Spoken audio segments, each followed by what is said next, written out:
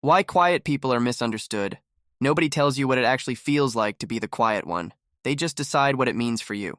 You walk into a room, you're not performing, you're not forcing conversation, and immediately someone's got a read on you.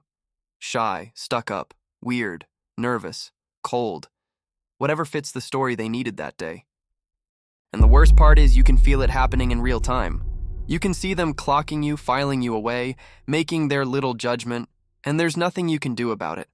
Because the moment you try to explain yourself, you sound defensive. The moment you try to open up, it feels forced. So you just let it sit there. You carry that label around and nobody asks if it actually fits, and you'd think eventually people would get it right. But they don't. They double down. Every time you're quiet in a group setting, every time you don't laugh at something that wasn't funny, every time you don't fill the silence just to fill it, it adds to the case they've already built against you.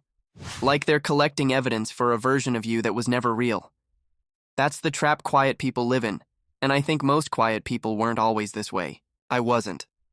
There was a version of me that talked more, tried harder, wanted to be part of every conversation, and then slowly, not because of one big moment, but because of 100 small ones, I stopped.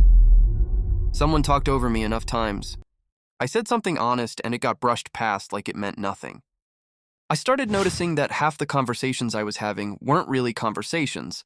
They were just two people waiting for their turn to speak. Nobody was actually listening.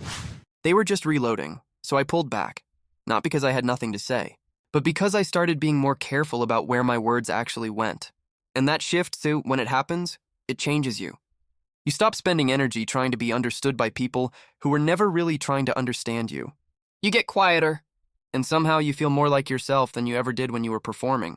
But people read that as a problem, as something to fix. You should talk more. You need to come out of your shell. You'd be so much more likable if you just opened up a bit.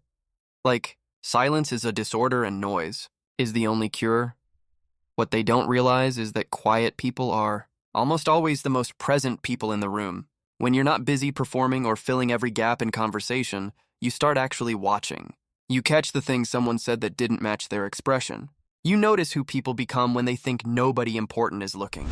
You see the subtle dynamics, who gets talked over, who takes credit for ideas that weren't theirs, who's only warm to certain people. You start reading rooms the way other people read faces. That's not some rare gift. That's just what happens when you stop trying to be seen. You start seeing, and over time that observation changes how you think about people. You become harder to fool, not because you're suspicious of everyone, but because you've just watched enough to know the difference between someone who's genuine and someone who's performing genuine. And those are two very different things, but the loneliness of it, that part doesn't get talked about enough, because you get comfortable in your own head. You learn how to sit with your thoughts without needing to fill every quiet moment with noise or distraction. You stop being afraid of stillness. And in a world where most people can't last 5 minutes without reaching for their phone, that's actually something. But it comes at a cost. Sometimes you just want someone to get it without you having to explain the whole thing from scratch. You want to say something once and have it land the way you meant it. You want to feel understood without having to perform being understood. And most of the time, that doesn't happen. So you end up staying quiet about being quiet, keeping the whole thing internal, which is its own kind of heavy that's hard to describe to someone who hasn't felt it. I'm not saying there's something wrong with people who are loud or who think out loud. That's genuinely just how some people are wired, and that's fine. But we built a culture that rewards that style by default. Confidence looks like volume. Intelligence sounds like speed.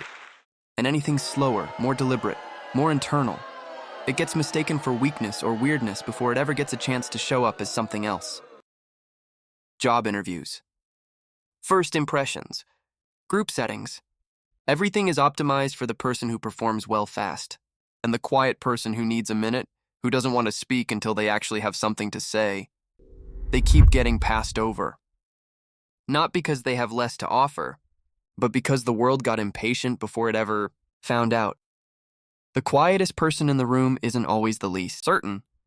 Sometimes they're just the only one who waited until they had something worth saying, and maybe that's not a flaw that needs fixing. Maybe that's just a different way of moving through the world, one that most people are too loud to ever notice.